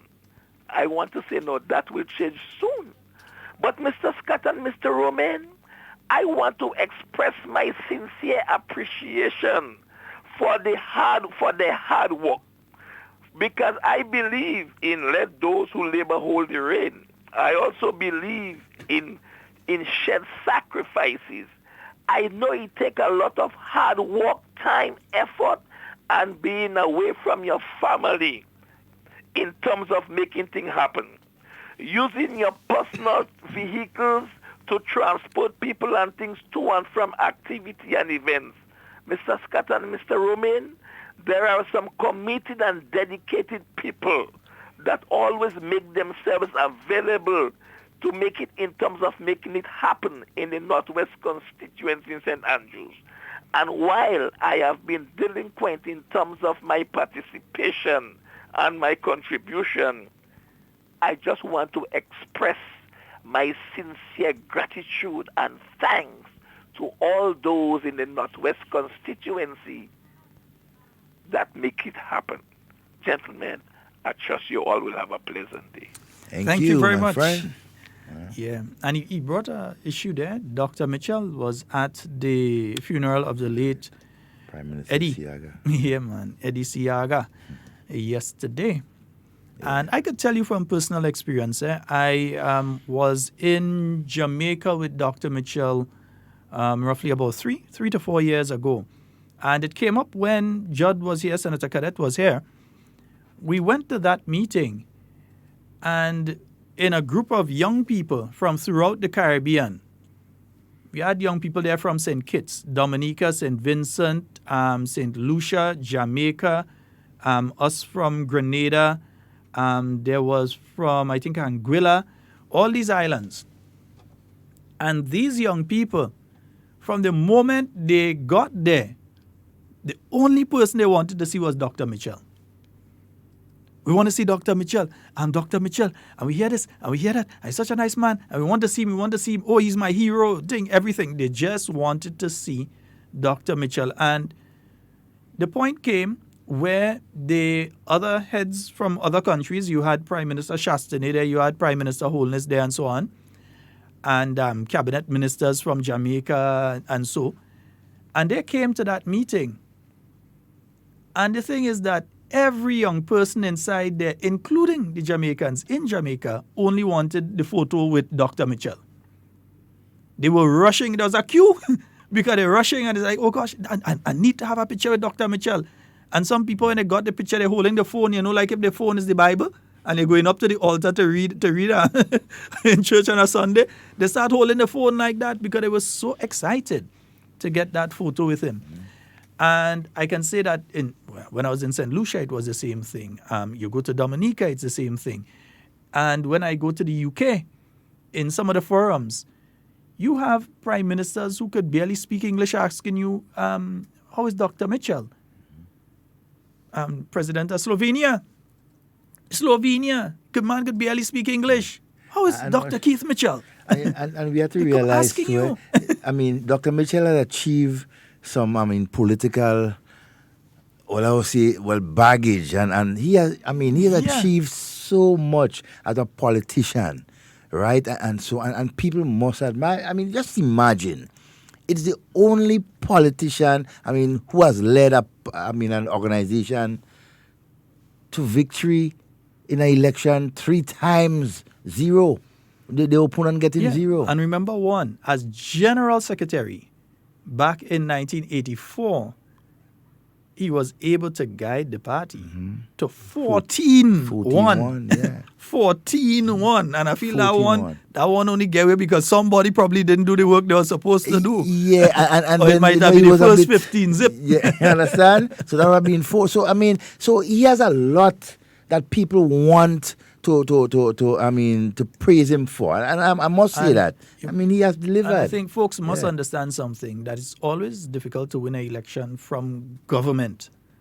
No, it's difficult because of expectations when you go into government. And winning in 1995, being able to come and win all the seats in 1999. And then even better than that, having been in opposition 11-4 between 2008 and to come back in 2013, keep E4 and take all the others. You just like clear the chessboard, take all the others, and then to do it back to back.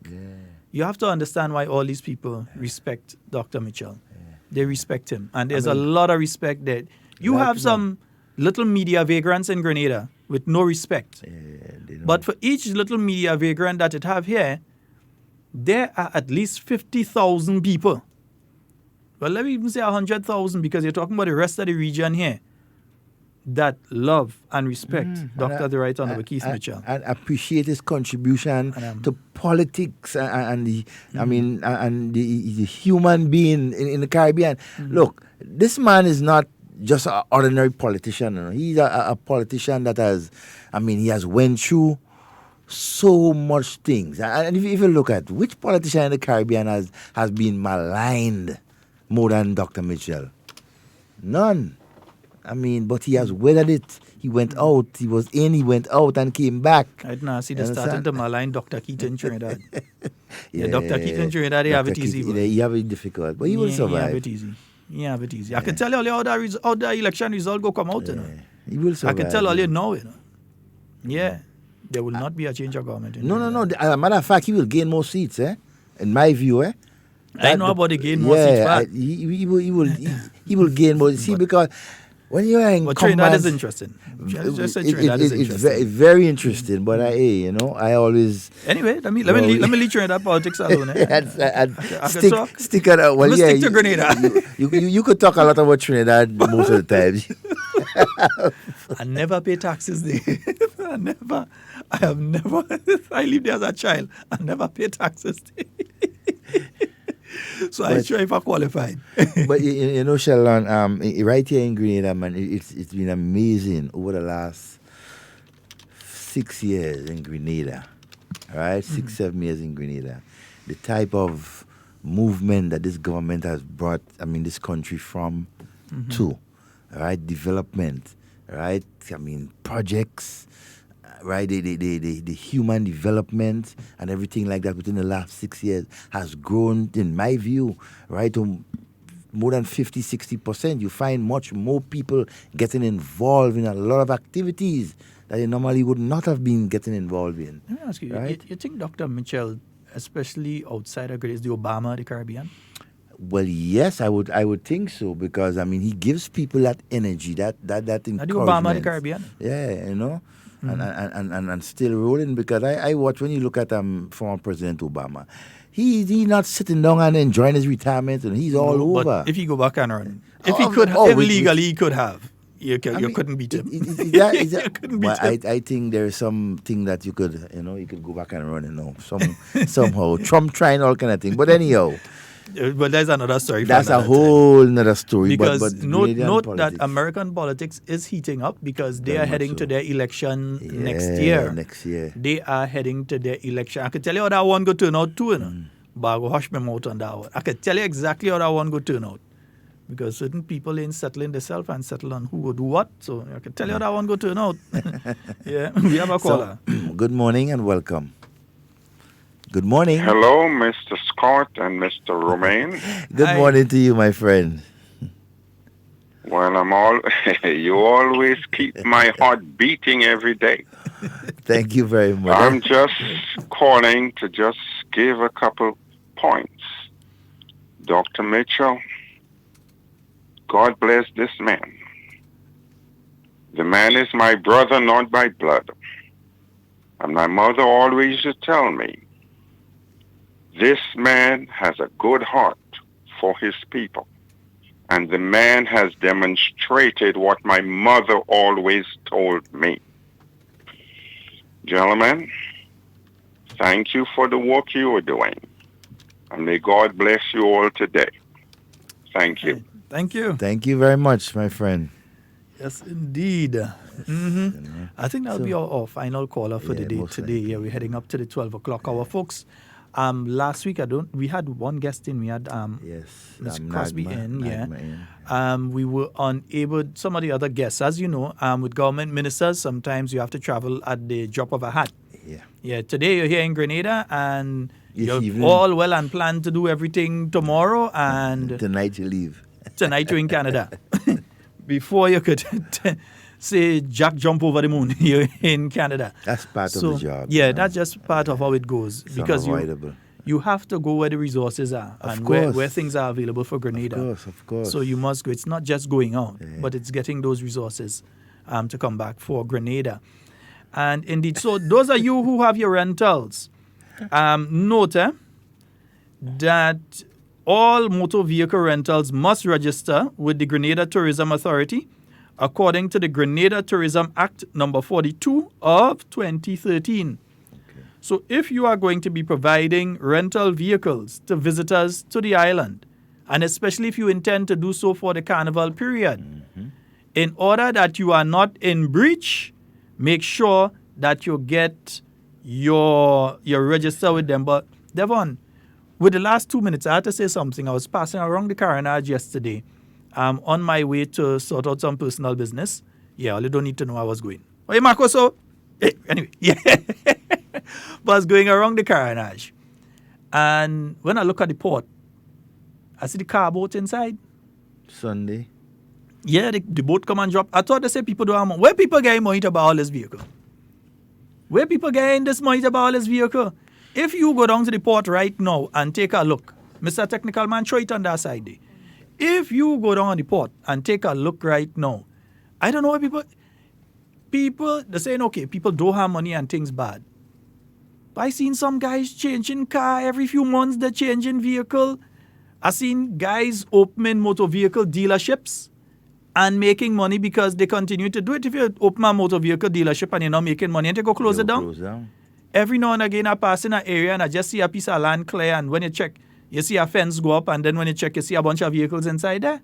You know what we'll have and some of these vehicles sold before they reach, you know. Yeah. Some of these vehicles actually are sold before they arrive in Grenada. You know what we'll have next, Sheldon? You know how they do it out there in the US and UK and so where persons, instead of buying, they lease. They lease. Very soon you'll have that in Grenada. Boy, I don't know what's going on because I'm telling you the amount of vehicles I'm seeing right now. I'm talking about brand new as well as used. The comfort that that this government has been extending to businesses and Grenadians on a whole. When it comes to finances and look at the banks. Look at some of the banks they're giving. There's some Subaru I seen there. Look at the credit unions, right? The credit unions. Hey, Hyundai. Yeah, I've seen some Hyundai and some other vehicles. They're brand new, innit? These are brand new ones. I'd assume, yeah. 100 brand new vehicles. You see, again, yeah, you're going to lose that one here. Depot behave. Yeah, but look, I saw the brand new vehicles in the country again. I saw the car boat. I saw it, and I even saw when it left yesterday because I'd come back around just in time to see when the car boat left and a container boat come in. So you can't go and play cricket down on the port. No. Not under this government. No. You can't decide and go and ask Judah or Wagiti whether they want to have a fete on the port authority because the space empty. No. things taking place. Yeah, because right as the car boat left, I saw the container boat come in. And I know what a lot of people do when the carnival is coming and they're coming down. They send down foodstuff and clothing and so on. They send it down. Barrels of it, they send it down before. So in the next 2-3 weeks, you're seeing a lot of barrels going to be coming in and so on again. Like if it's Christmas time, you see a lot of barrels and so start to come in again during the next couple of weeks, because a lot of people, they say, okay, we're sending this stuff down, so when we come, we're not burden on anybody. We have our own food stuff, we have stuff for our children and so on. Or they send the clothes down, they have clothes, and some of them send down stuff to go and sell and so. But if the country's economy is doing so bad, how can all these vehicles be coming in every month? Every month. And recently, it's only recently the car boat started coming Grenada again. The car boat had stopped coming to Grenada because they didn't have the volume. So I think they used to put it in container and send the container across through Barbados or some kind of thing. Now you have the car boat itself coming here and roll off a set of vehicles for Grenada. There's something. There's a particular thought process. I mean, things are so bad in Grenada, but every month you have some media vagrants begging and getting 5,000 and 7,000. Hold your money, folks. Hold your money close. This week is beg week. Yeah, beg week. Wednesday, Thursday, or Friday. Ooh, hold your money close. This week is. No, we're saying it. This week is beg week. Who pledged? Nobody pledged anything for us this week. I didn't see. But as yet. The person who pledged the $150, you have 24 hours to drop it in, or we call in your name. Yeah, we call in your name, 24 hours. Yeah. We need to pay that bill by the end of this month, or early next month. So you need to. The person who pledged, yes. I know you're listening and you're giggling. Yeah. Yes, stay there and giggle. $150. You really need that $150. Don't drop we on $150 here and feel we don't call in your name on air. We don't need to buy no instruments and equipment and mic and all these type of things. We just need to pay the bill. Yeah. To get water to drink, and so and wash our hands and that type of thing. Mm-hmm. Yeah. And I mean it's beg week. This week is beg week. So I expect that. It's time for the Beg Jones show. Media vagrants. Oh boy. Anyway, let me go. All the time we got. Yeah. Let me go today, man. It's been a pleasure, right? A wonderful day being with you today. Whatever you say, whatever you do. Do it safe and secure. I want to be speaking to and with you. And not about you. Yeah, let me go. Hey, watch, remember the fancy hat and tea party coming up, eh? Oh, yes. Yes, fancy hat tea party. Yeah. So, yeah, you understand? You ready?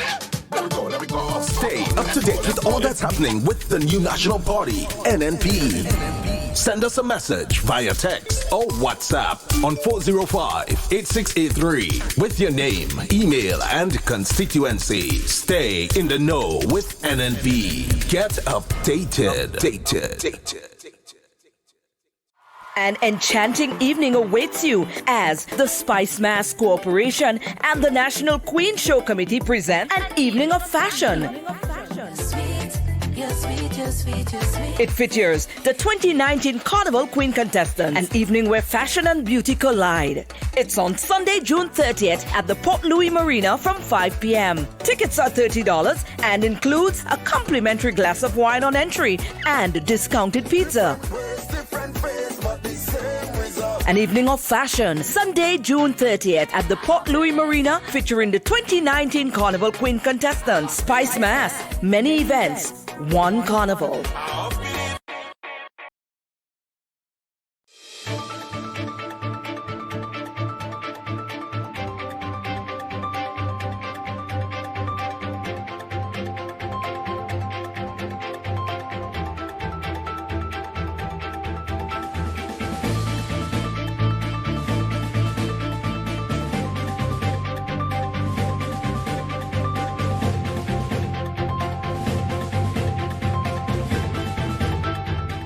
Grenada to develop national plan to mitigate against risk in its financial space. Details to this story and more in the National Report.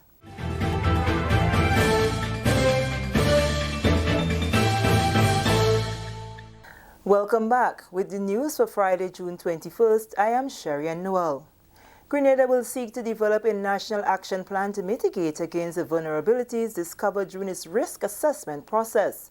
This will be done following a final workshop next week, which will be hosted by the Financial Intelligence Unit and the AML-CFT Commission to ensure risks are minimized or eliminated altogether. Entities like insurance companies, real estate, and persons in the banking business must be registered as mandated by the proceeds of the Crime Act No. 7 of 2018.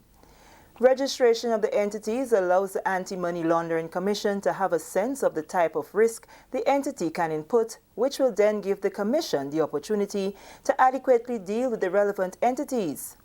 The first of the 40 recommendations of the Financial Action Task Force speaks to the importance of countries understanding their various levels of risk with regard to anti-money laundering and terrorist financing. What Grenada has embarked on over the last 2 years is what we call a risk assessment that was actually conducted by the World Bank. So that process will conclude next week with a closing seminar where we would actually get an opportunity to discuss the various entities and the various risk levels, and also develop a national action plan with which to deal and to mitigate the vulnerabilities that were unearthed during the actual risk assessment process.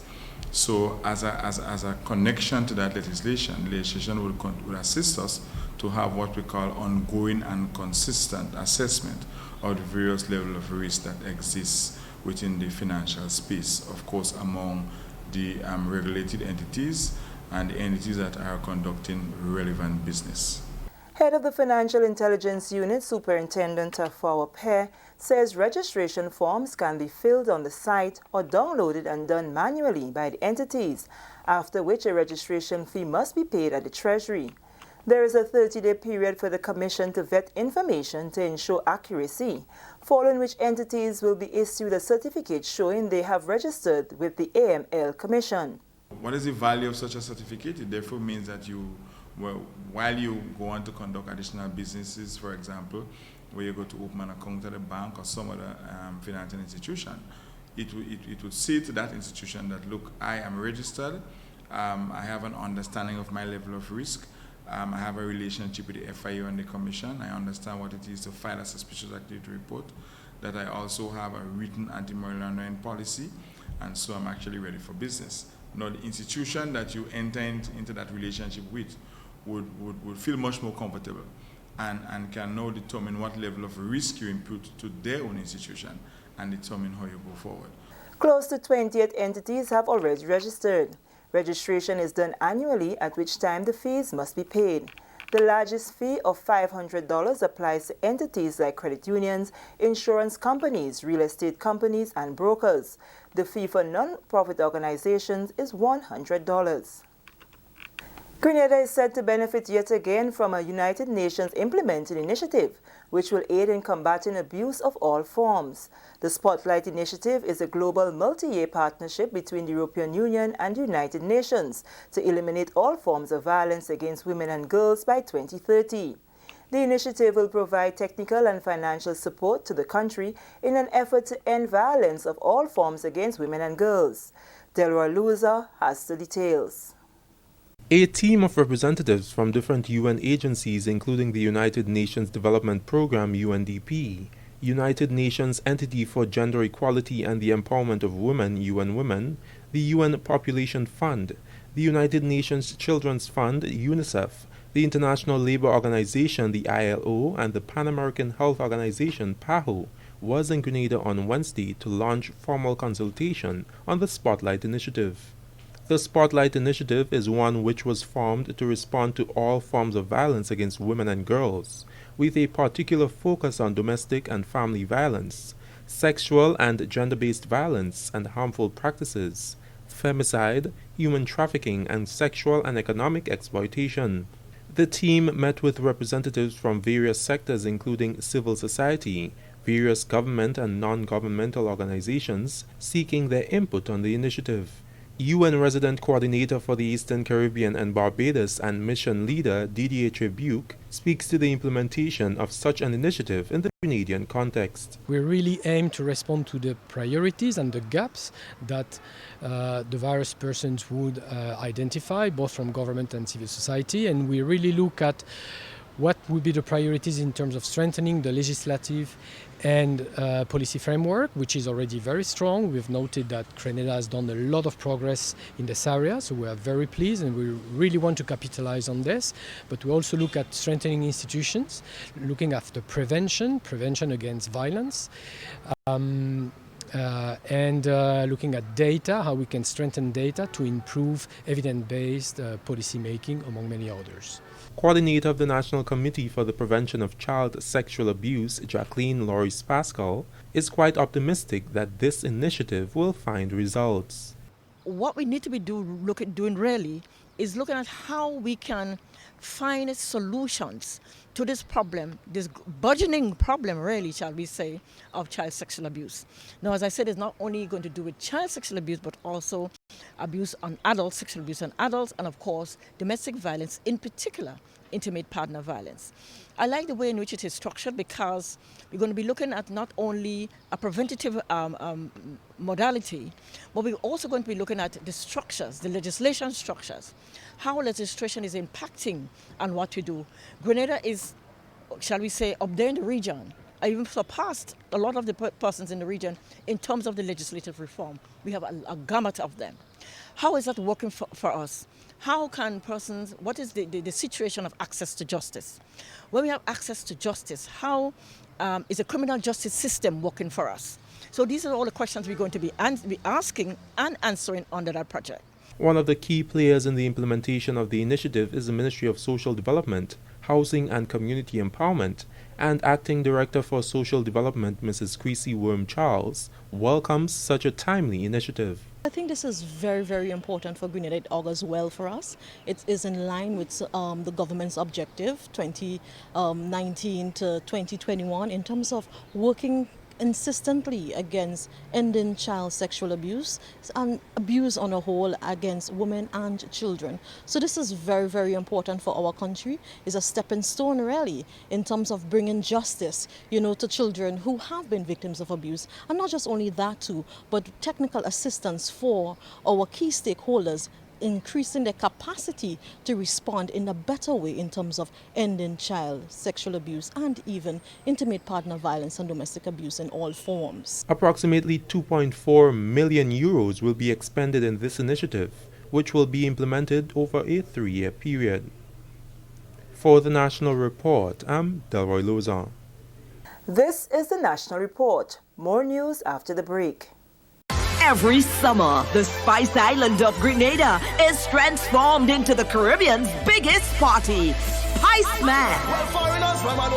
Coming down to Grenada. Come experience the warmth of our people, trending theme fest, the revelry, the pageantry, and why we are the Jab Nation. The Kids Our Future shines on August 3rd in the Children's Carnival Frolic and the Junior Calypso Show. 7 beauties take center stage as the Queen of Carnival is crowned on majestic Thursday, August 8th. The prestigious Soca and Groovy Monarchs are crowned on Carnival Friday night, August 9th. Enjoy the pulsating rhythms of the Still Pan at the Junior and the Senior Panorama on Carnival Saturday, August 10th, and Real Steel, August 17th. The March Gras crowns the Calypso Monarch on Carnival Sunday, August 11th. 2 days of frolicking in the Caribbean sun kicks off on Monday morning, August 12th, with the biggest Juve in the world, followed by pageant and Monday night mass. The creativity and splendor of our mass parades on the road Carnival Tuesday, August 13th. Join us in the Jab Nation of Grenada, August 8th to 12th for Spice Mass 2019. Many events, one carnival. Welcome back. Prime Minister Dr. the Right Honourable Keith Mitchell left the state today to attend the state's funeral for former Prime Minister of Jamaica, the late Edward Seaga. Dr. Mitchell will be among persons delivering tributes when Mrs. Seaga is laid to rest on Sunday, June 23, 2019. The Prime Minister will be joined by Dr. Francis Alexis, who in 1984 was the leader of the Grenada Democratic Movement, which merged with 2 other parties to form the new National Party. The late Mr. Seaga, who was Prime Minister at the time, is recognized for sharing valuable insight and guidance, which was useful in NNP's formation. In the absence of Dr. Mitchell, Honourable Emmeline Pear has been appointed Acting Prime Minister. Honourable Pear will act in the position until Sunday night when Dr. Mitchell returns to the state. The community of River Sally comes alive on Saturday as management of the Hard Rock Sport Club stages a fundraiser 2020 cricket match between the Adrian Mitchell's All-Stars and the Prime Minister's 11. The proceeds of Saturday's fundraiser game go towards assisting former Sports Minister Adrian Mitchell with medical expenses. Mr. Adrian Spaceman Mitchell is happy that after years of contributing to sports in Grenada and his Hard Rock Club, he can now be a beneficiary. I feel very appreciative of the fact that, the sports club, which I manage, is being involved in such a venture. And, we're looking forward. I think that it will be a very interesting event because the teams that we play will be two competitive teams. And we're looking forward to a very successful fundraising day. Assistant manager of the Adrian Mitchell Sports Club, Ricky Williams, says Saturday's game will be free, exciting and competitive with several national players. There will also be entertainment and bouncing castle for the children. And with this story, we come to the end of the National Report for Friday, June 21st, 2019. I am Sherian Noel on behalf of the entire news team, thanking you very much for viewing.